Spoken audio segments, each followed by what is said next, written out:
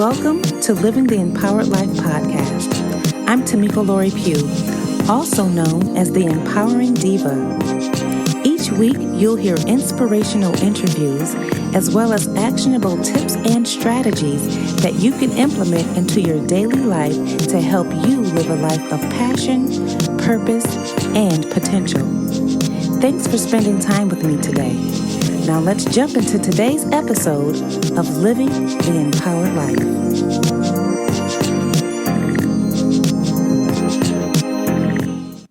Hey there to all my friends in the Living the Empowered Life community.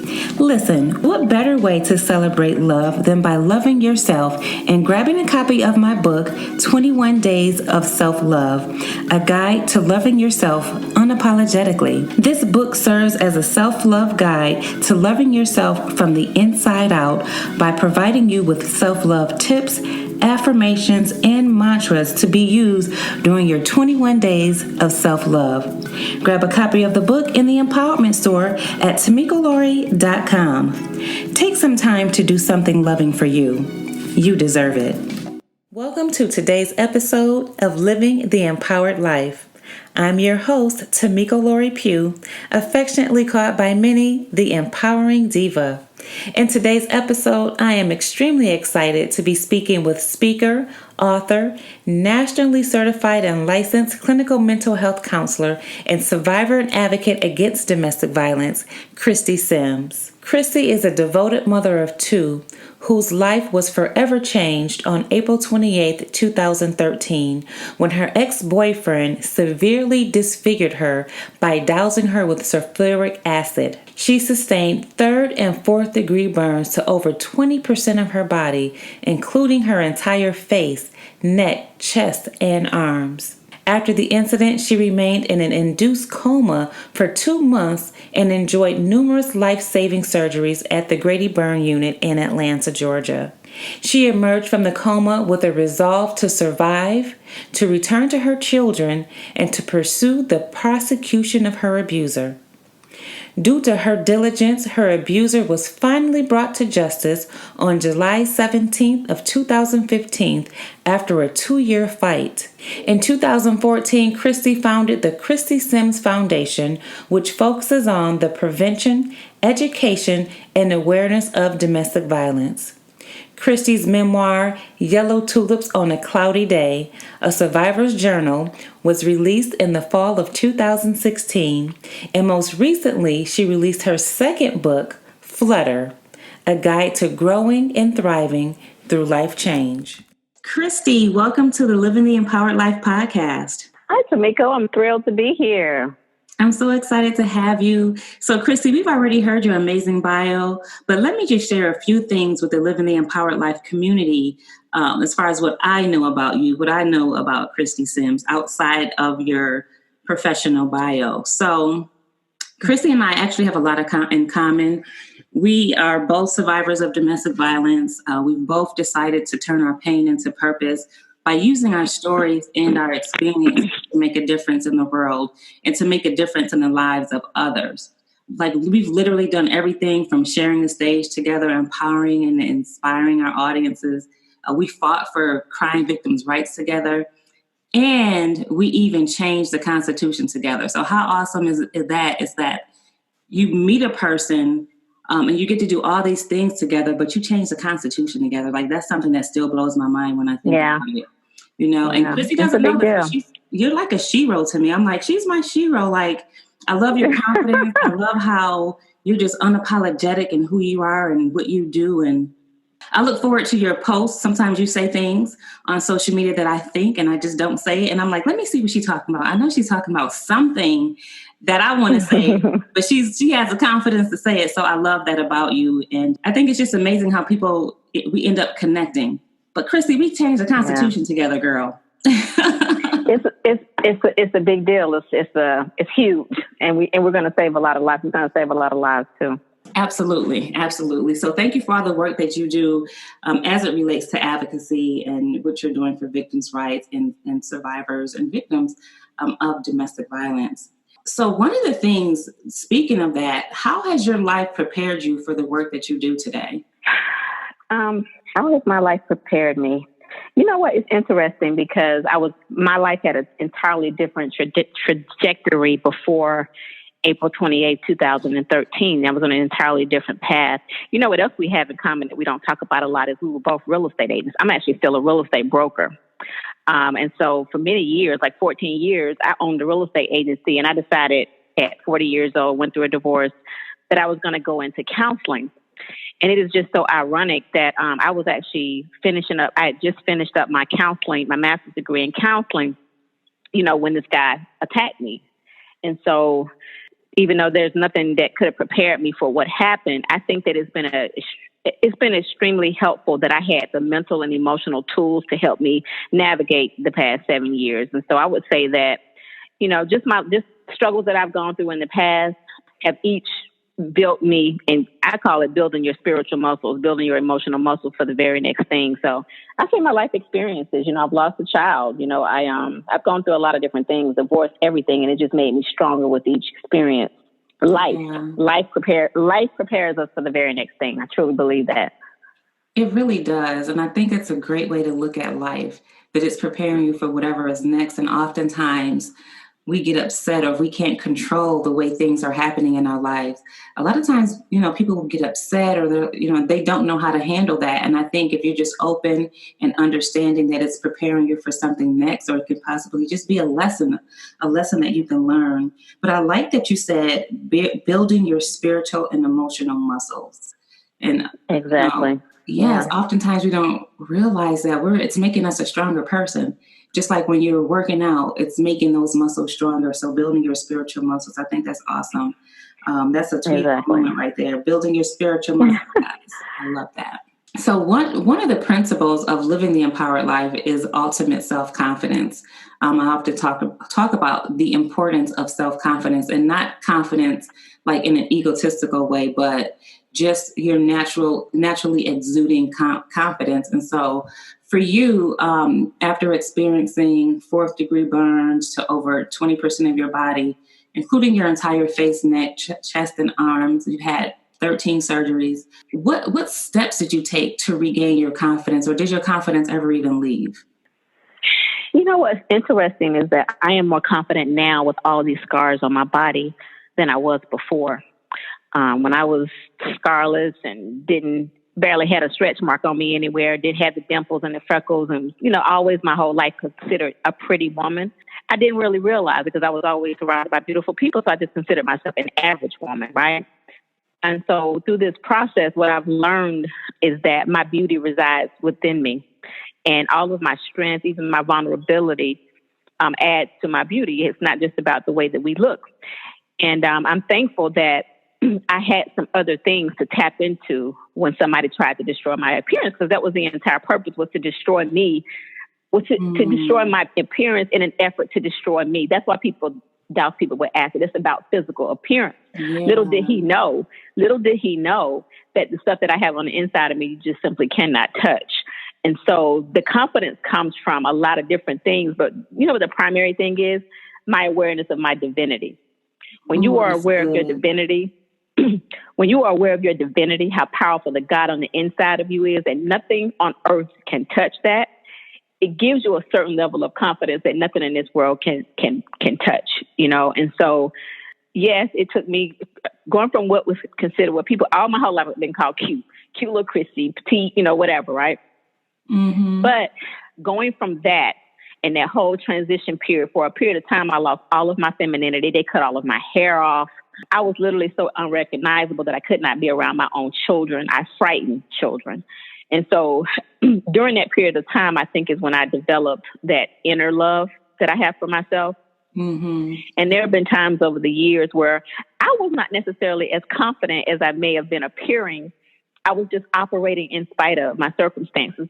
People always say, they call me courageous Christy too. Yes, well, guess what? It took me a long time to even adopt to that, just like the confidence to adopt to the courageousness, because I was terrified. Walking out of the house is terrifying because people are always staring at me. People still stare at me. But what I've learned, though, is that courage is not the absence of fear, but the ability to operate in spite of it. And when you become courageous in all things that you do, it adds to your confidence as well. When you just keep doing things that are hard, things that a lot of people just are not willing to do, it builds up your confidence, you know? And so, like I said, it's been a process. Building confidence is a process, and it's something that I go through every day. I look in the mirror every day, and I have to live my story. I don't get a chance to forget what happened to me because I sit in the mirror every day. And so confidence does not mean that I don't see the flaws, see the imperfections every single day. It just means that I've decided that he will not define me by what he tried to take away from me. Wow. I just keep getting up. I keep getting up and I keep showing up. And with every time I do that, I build a little bit more confidence. You know what? I love that. I love that you said you keep getting up and you keep showing up, because one of my favorite quotes is get up, dress up, and show up, no matter how you feel. Yes. Like no matter what exactly. you're feeling like, you got to get up. You got to dress up and you have to show up. If we don't show up, things won't get done. If we don't show up, that next person we're supposed to bless is not going to be blessed. So, heck, if we don't show up, we might not get blessed. So it's all in showing up. And you know what else, too? You asked me, how do I build my confidence? Even when I was out there in them streets looking like a tree monster, people think I'm so silly, but when I'm looking like a tree monster, if you look at any video, any picture of me, I was always looking fabulously dressed. I always stay in my heels. My nails are always done. And I always did the best that I could because it is a part of me, the femininity. And so it was me tapping into trying to hold on to it. Even when they cut all my hair off, just trying to hold on to the things that I used to be. And what I've always been is a woman that likes to dress, a woman that likes to wear high heel shoes. So even when I didn't have the pretty face, you know, to go with the body and the clothes and stuff or whatever, I tried to hold on to it as much as I could, you know? Wow. Wow. And I love that you said beauty resides within. I think it's so important, even for our young girls, millennials, teenagers, to understand the importance that beauty does reside within, and it's not about what we see in the exterior. And, you know, growing up, I guess I can say, I was always the pretty girl growing up. And I remember when I wrote my book, Wounds to Wisdom, my cousin read the book and she said, cousin, she was like, growing up, I was jealous. She said, I was always like, Tamika was so pretty. She's so funny. Everybody likes her and this, that, and the other. And she said, when I read your book, you had so much pain. And she was like, I used to want to trade lives with you. Now I'm like, she's no different from me. And so people, you know, really have to get away from what we see on the outside and what's happening on the inside. Because I remember I was just, my insides were completely broken. The outside looked good, but inside I was broken. And it had to be put back together. So I love that you said beauty resides within, because it really does. And you know what, honestly, I have always, because the first few years when I was looking crazy, people will always say to me, to pacify me, to make me feel better, oh, Christy, beauty is only skin deep, and oh, whatever. It used to get on my nerves so bad, because I would say to myself, that has nothing to do with the fact that somebody tried to burn my face off and I don't look like the person I was, you know. And so it didn't make me feel any better. Let me put it to you that way. But what I am learning is that, as annoying as they are, the cliches normally are true. They really are. You know, they really are. We live in a superficial world, but if you can rise above it, like I said, if you can tap into your divinity, if you can see what really matters in this life or whatever, then it's going to bother you. Like, this stuff bothers me every single day still, but I just don't let it stop me. I don't let it stop me. Yeah, don't let it stop you. Don't let it stop you. So a lot of people some people may be listening and don't really know the story that we're talking about. I mentioned it a little bit in your bio, but do you mind briefly sharing a little bit of your story so that people will understand what it is we're actually talking about? Okay, so 7 years ago, it's been 7 years, and this is a year of completion. 7 years, I'm doing so much this year. Yes. This is a very important year, and we'll talk about my book later, but I wrote this book in celebration of this new decade, this new year, and this new beginning, the year of completion. So anyway, 7 years ago, April 28, 2013, I was in a relationship with a guy, and I had told this guy that I did not want to get married. Not knowing this guy was plotting to hurt me. I had never heard of the term acid attack before, any of those things. And so I guess he decided, you know what? She's not going to marry me. I'm going to make her so ugly that no other man is going to want her. And so that's what he proceeded to do. He was at my house on a Sunday afternoon, and he threw acid in my face. It was a chemical called Clean Shot that you can buy it in Lowe's right now to this day. And that's my next thing I'm going to fight for. I'm going to fight to get that off the shelf. It's called Slingshot, and it's 93% sulfuric acid. It's the same level of acid that they use in India, Pakistan, all over the world to disfigure people. And so he threw acid in my face. I didn't know what it was. I didn't have time to protect myself. And he for a period of time, he destroyed my life. He really did. I almost lost my house. I went through a whole lot of financial stuff. I could not work for 3 years. I was in and out of surgery for 3 years. And in that entire time, because they had ruled this as an accident initially, I had to fight to get this guy put away. So he walked around for free as I'm going through 2 months in a coma. I was blind for 4 months, had to have my entire face reconstructed. 40% of my body is scarred. I am disfigured for life. But he was just walking around living his best life, And so anyway, it took me about 2 years. The story went international because of the acid attack. That's what people don't understand.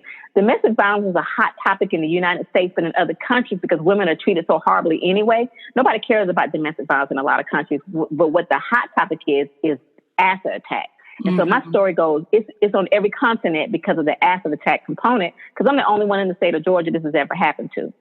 Like I said, the purpose is to disfigure the person, to make them unattractive, okay? Typically, about 80% of people that this happens to, they are blind for life. I am blessed, and it is a miracle that I can see because he threw it in my eyes. So, but yeah, for 7 years, I've just been recovering. I wake up every day and I look in the mirror and I say, okay, God, we're getting a little bit better. We're getting a little bit better, And so, it took me 2 years. It was a 2-year fight, but I did get him put away. He's in prison. He has, he got 20 years. He got 40 years with 20 to serve. And he has served now a little less than 5 years. So, yeah, that was a struggle for me. Like I said, as I was recuperating, as I was raising my children, because I have 2 children going through this stuff with me. Yeah. And as I'm dealing with the trauma, as I'm dealing with all of these things, I was having to fight in the legal system. So here we are. Here we are. And every time I've heard your story, I don't know, maybe, I don't want to say hundreds of times, I've heard it a lot. And every time I hear you share your story, it does something to me, not in a bad way, but I'm like, I just think about your strength and your courage, and I see why they call you Courageous Christy. And then it makes me think about what was meant for evil, God will use it for good. Because since that attack, so many lives have been changed in a positive way. I mean, like I said earlier, including being able to change the Georgia state constitution. And you really used your voice and allowed your story to be used simply for that, so that we can make a difference. It had nothing to do with Christy. It had nothing to do with you getting publicity, but everything to do with you being able to change laws so that the people coming after us, if they do go through something, they have those laws to protect them as victims. So thank you again for that. Like, whoo. No, you guys honestly did all of the work, and everybody, I think, knows that. But I think that having the visual, and I've asked myself so many times, especially in the very beginning, why me, Lord? Because I love you so much. Why me? Why did I have to walk around with the physical manifestation of domestic violence? It's all over my body. But I understand now. I understand that sometimes people need to see it to believe it. And I think that was that added push for Marcy's Law, was that you can see it all over my body. You can't deny it, that I was a victim of something. You know what I'm saying? And so that is what has set the work that I do apart, is because you cannot deny what happened to me. You can't. And so it puts a visual to the problem. It puts a visual to the problem. And I think that is the why. Like, for so long, I was like, God, why did I have to? Everybody else gets to move on with their life. Even domestic survivors, they get to move on with their lives. They get to be beautiful and whatever. Why do I have to walk around with this? But that is the why, I think. That is the why. I believe that too. I truly believe that is the why, because we really people have to see what domestic violence, what it actually looks like. And for those of you who don't know what Marcy's Law is the Crime Victims' Rights Bill. Prior to this bill being passed and this language added to the Constitution, crime victims did not have constitutional rights, but the accused did. So if you were in a domestic violence situation or sexual assault or whatever the case may be, the accused had more rights than the actual victim did. And so the work that we're talking about with Marcy's Law, it is the Crime Victims' Rights Bill. And we were able to get that information added to the Georgia Constitution. So now crime victims have the exact same rights that the accused does at this time. So that's what we're talking about. But so like myself, Christy, most of us know you. They know us as a domestic violence lady, or that's the domestic violence lady, or that's the domestic violence advocate. But they don't realize that there is so much more to us than domestic violence. So tell us something about you that you want people to know that we may not know. A lot of people don't know that I am a licensed master's level therapist, a counselor. It's the work that I was doing before this happened, and I just went back to it about 6 months ago. So I'm a practicing therapist right now. A lot of people don't know that. Yeah, a lot of people don't know that I am a professional speaker. It's what I do. It's my full-time job, to be honest with you, counseling, speaking. And the other thing that a lot of people don't know is that I am a bona fide writer. I can actually really, really write, and I'm a poet as well. What? It's amazing how. Okay. Yeah, it's amazing how, I wrote an entire book of poetry a few years ago. I had a little girl that passed away. And I had not written a thing until this happened to me 7 years ago. And what I realized is that pain bursts my goals and my aspirations. It fuels my talents. Mm-hmm. And it's just so amazing that happens. Even if you look at your life, your pain, sometimes it makes us so mad, and we're fighting so hard to get our lives back that we take that energy when we're I'm a naturally positive person. And so instead of walking around angry all the time, what I do is I use that energy and I pour it into things. I pour it into my writing. I pour it into my work. I pour it into my love for other people. I love harder, and so my pain actually fuels my purpose in life. It does.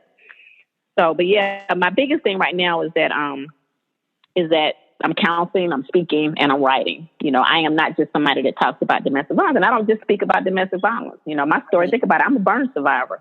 This latest book is called Flutter. Mm-hmm. And this latest book, the reason why it's called Flutter, people say, where did the name Flutter come from? It's because my story has been compared so many times. If you think about the metaphor of my story has been compared to the butterfly. You know how the butterfly starts off as the caterpillar, which for years I literally looked like a caterpillar. Okay. The butterfly starts off as a caterpillar, this funny looking thing, this scarred thing or whatever. And it's in this cocoon. They call it the chrysalis for a period of time. And inside that chrysalis is growing and it's developing, and it emerges one day as a butterfly. But what makes a butterfly so beautiful, Tamiko, is when that butterfly starts to flutter. Have you ever seen a butterfly when it takes off from a leaf and it starts to fly? That's the most beautiful part of a butterfly. And that's why this book is called Flutter. It's about how to get through that caterpillar stage, how to get through it, and how to become a butterfly. So that's my latest book. My first book was Yellow Tulips on a Cloudy Day. The second one, and that was my journal, my personal journal. This second book has nothing to do with my story. This second book is how to help anybody, male, female, anybody get through life change. So I love that. That's my baby right now. That was the next thing I wanted to talk about was your book, Flutter. So you did a great job at actually explaining what the title is and what it means and things of that nature. How to get through. I like that. Like, we need to know how to get through. A lot of times we go through things in life and we just don't know how. We don't know what it means to flutter. So, just talking about the stages of the butterfly. So I like that. So I know you have the Christy Sims Foundation. Can you tell us a little bit about the Christy Sims Foundation and why you started it? Well, the Christy Sims Foundation, it was, we started raising money when this happened to me. I was the first victim, the initial victim. But we turned 501(c) in 2014. And we do something a little bit different. We focus primarily on teen dating violence and awareness. I've done a lot of media, done a lot of things in the community, but what I do primarily is I go into the school systems. I actually go into high schools. I even go into middle schools, and I talk to kids as young as 13 years old. I travel the country speaking on the college level, but I do that on my professional side, on my Courageous Christy side. Mm-hmm. But as far as the Christy Sims Foundation, we basically focus on kids ages 13 to 18 in the school system, and we go in and we do workshops. We don't have a shelter. We don't have anything like that, but we focus on education, awareness, and prevention, and our target audience is teens. That's what we do. And that's an important target audience. I think oftentimes we try to figure out how do we prevent it, or, what do we do about domestic violence? And it definitely starts with our youth. So starting with the teens, being able to get into the schools, talk to them about healthy relationships, that's extremely important. I think that's one of the best ways to try to at least get to the preventative stage. I know at the end of the day, we wish that we didn't have to have these organizations. We didn't have to have workshops about domestic violence. So, that's my hope and prayer. Maybe one day we won't have to do this. You know what I mean? But in the meantime, thank you for your work. Thank you for your foundation. Thank you for the work that you're doing and helping to prevent domestic violence. And you know what else too? What I'm wanting to do more of, what I'm doing more of, and I realized I was doing it without even trying. Focusing on the building, like what you do it, you already do it. But instead of focusing on the negative part of domestic violence so much and talking about the problem so much, just like we do teen dating violence, is through my Courageous Christy, through that side, I focus on the empowering of people. Yes. The uplifting and building of self-esteem, because guess what? Hurt people. And this is my counseling background that I know for a fact. Hurt people go out and hurt other people. If you can build up people and help, if you can help people and teach them how to love themselves and accept themselves, they'll become happier people. They'll become empowered people. Women will become more courageous. They'll have that stuff on the inside of them that's necessary, so that no matter who comes into their life, they'll know how to handle it. You know what I mean? Yeah. And so that goes along with the prevention piece, just like we do the teen dating violence, but just really and truly focusing on how to empower people, which is what you do every day. And I love you for it. Thank you. The interesting thing, just like you, people think that it's all about the domestic violence piece. My first book was about my story, overcoming domestic violence. And then after that, that's when I went into the empowerment. I didn't want to tell the wounded story anymore, but wanted to talk about the empowerment piece. And so that's where living the empowered life comes from. Like, what's next? Well, it's all about living an empowered life. What is the empowered life? It's all about facing your fears, being courageous, understanding your purpose, having ultimate self-confidence. So those are the things that I deemed important to speak about in this season. Because I'm not that person anymore. You're not that person. We're not the victim anymore. So we're on the other side, and we want other people to come to the other side of survivorship and empowerment to see what that looks like. So yes, we're on the same page. We have so much in common. Yeah, and you know what? Because I believe in being a part of the solution and not the problem. Seriously, it's only so long you need to be walking around being a victim. I mean, come on. You know what I'm saying? You should only be a victim, but so long. For so long. That's right. I love it. So what is next for Christy Sims? What do you have? Do you have any events coming up? Any new initiatives? What's next for you? I have a big event every year. Last year it was called the Yellow Tulip Affair. It was, that whole yellow tulip thing I have one every year. This is the 5th year, but I think I normally have it around April 25th. I'm going to push it up a little bit this summer just to make sure it ain't nothing crazy going around with this virus and stuff. But I'm going to push it up a little bit, probably into June this year, but it's going to be called the Flutter Experience this year. Ooh, and it's just going to be it's going to be an empowerment experience. It's going to be centered around this book. I'm going to have empowerment speakers, maybe a panel, just everything that can possibly enhance a woman. Like I said, I had the Yellow Tulip Affair. It was a women's empowerment brunch last year that was really, really powerful. And what I did was I picked women from every part: spiritual, physical, personal trainers, financial advisors. Think about it. If our money ain't right, we ain't right. You know what I'm saying? Right. And so just going to be something similar this year, but I'm actually going to include the men again this year. So it's going to be a co-ed event. So you can bring Kitty, but it'll probably be in June. I don't have a definite date yet, but I have something major every single year. I have something big. So it's going to be that. And yeah, I'm going to be, I've been so busy lately. I'm in therapy sessions all day, every day. My schedule's about to free up just a little bit. So I'm about to start really going into the media again and promoting this latest book, Flutter. So that's what I'm really excited about. It's a great book. And I'm really excited about it, actually. Good for you. I love that. The Flutter experience. Oh, I want to experience the Flutter experience. I mean, it just sounds empowering. Like, who wouldn't want to be a part of the Flutter experience? It sounds empowering. And when I think about it, I think about a bird or the butterfly fluttering their wings and Like it just sounds very like freedom. That's what it sounds like. That's what comes to mind when I think about the Flutter experience. Leaving it's gonna be free. Yeah, I love creating memories, and so it's gonna be beautiful, aesthetically beautiful too. So I love but I'll that. let you know. I love that. Yeah, so, and I honestly wouldn't mind, depending on when I have it, I wouldn't mind coming back on to talk about it again. So we'll see. We'll see what happens. We can definitely do that. I would love to have you come back on and talk about the Flutter experience and let our audience members know about that so that we can come and support you. Yep. Yeah. I'm excited. So do you have anything else that you have going on outside of that? So just like you, I'm a therapist, but I'm also a life coach. I'm going to be joining a new practice April 1st, and I'll be seeing therapy clients who take insurance and everything, and I also take coaching clients as well. So I'm going to be at Next Step Counseling. Next Step, it's yournextstepllc.com is the website. So that's where I'm going to be practicing therapy. I'll be speaking throughout the country over the next few months. And you can get my book at orderflutterbook.com. That's how to get my book, this current book that's out right now. Okay. You can also get my first book too, Yellow Tulips on a Cloudy Day, at that same site. Mm-hmm. Okay. All right. So give me that one more time, the website for the Yellow Tulips. Okay. So for my book, my two books, Yellow Tulips, and also my current one, Flutter, you can get it from orderflutterbook.com. It's available now. They're both available now. You can also get them on Amazon.com as well. But I love it when people buy directly from me, and you know why. I know why. As an author, I absolutely know why. So yes, get it directly from her. Make sure you get that book directly from her.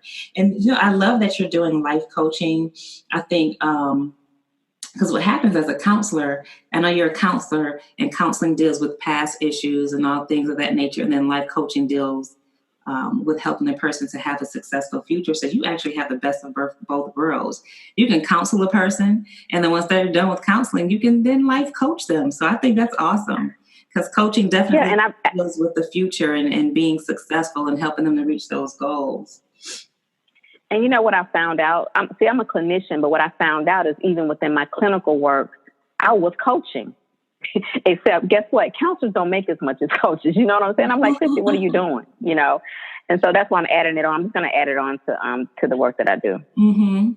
I did have something that I wanted to ask you, something that just came up. Being a counselor and knowing that there are so many people in the world that are just dealing with issues, dealing with hurt, past wounds, just stuff.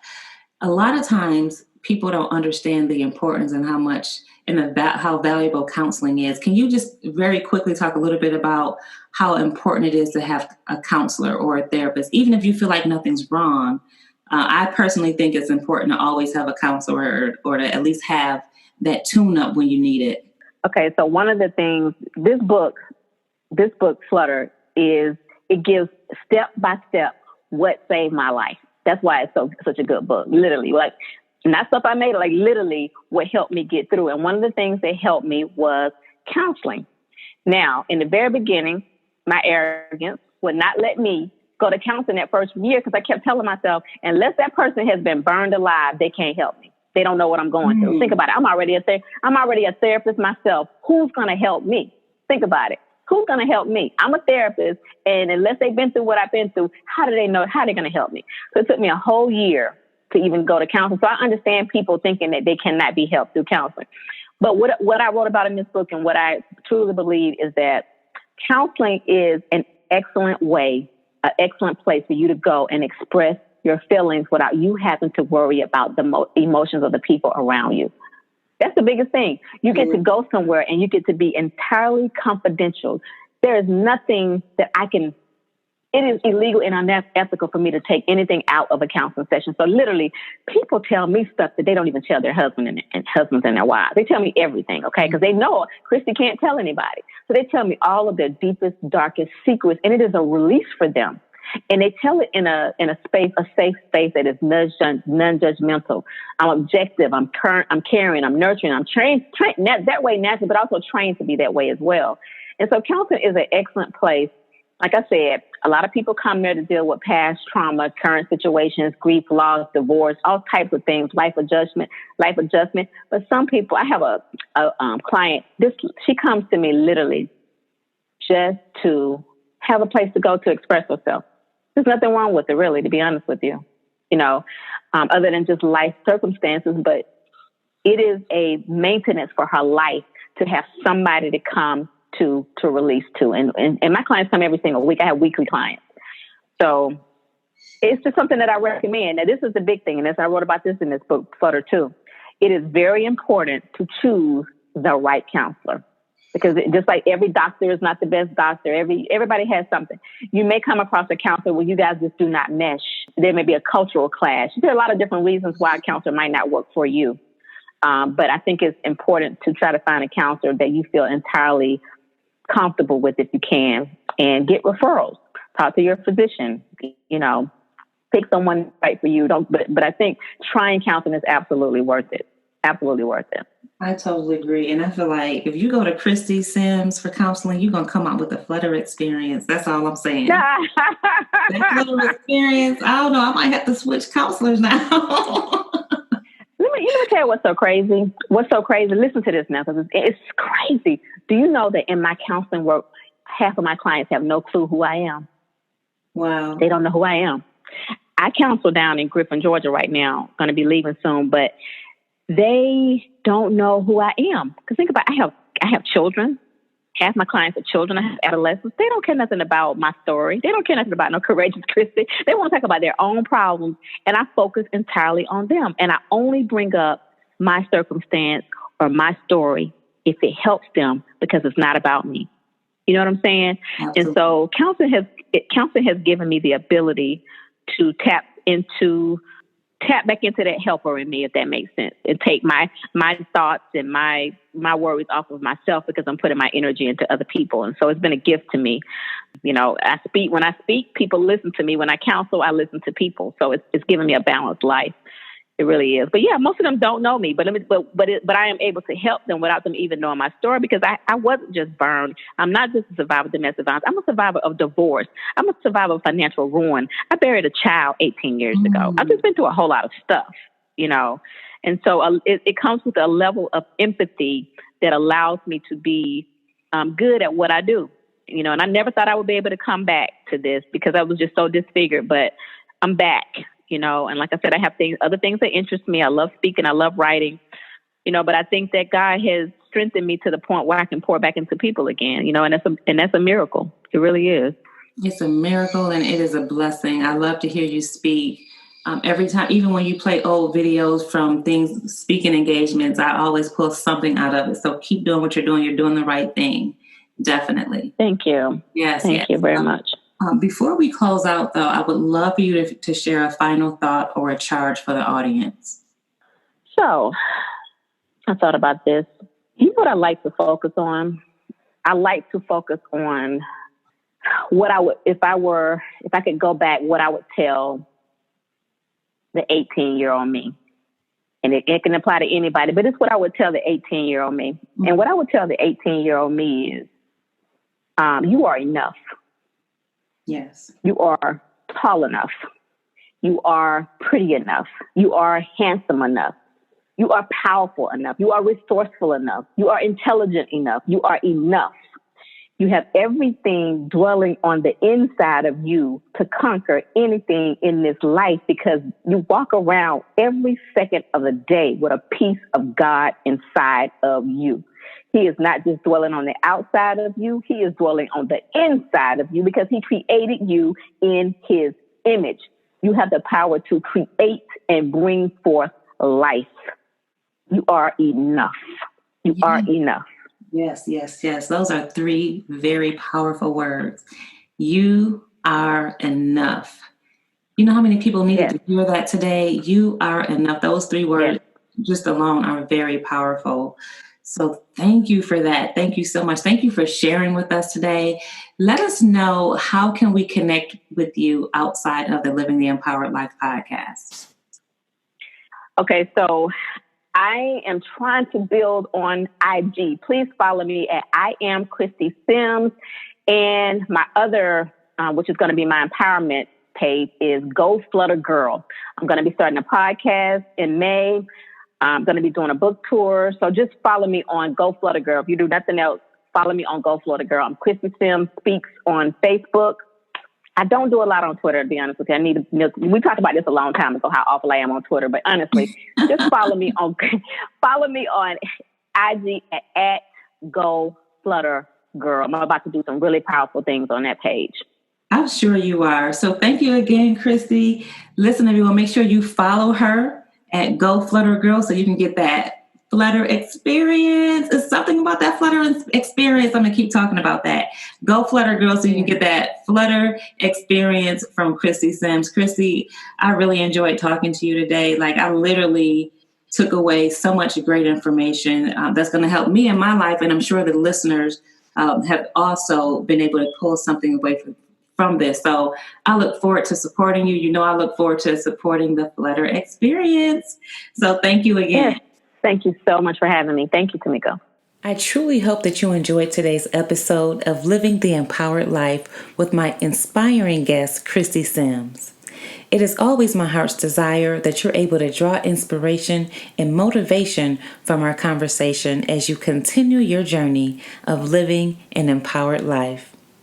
And remember this: let go of the past, trust the future, embrace change, come out of the cocoon, unfurl your wings, dare to get off the ground, ride the breezes, savor the flowers, put on your brightest colors, and let your beauty show. So ladies, listen. It's time to discover and live your life purpose. It's time to value yourself. It's time to set goals that are going to move you forward in life. It's time to rebuild your confidence. It's time to fearlessly walk in your authentic power. And ladies, it's time to live the empowered life.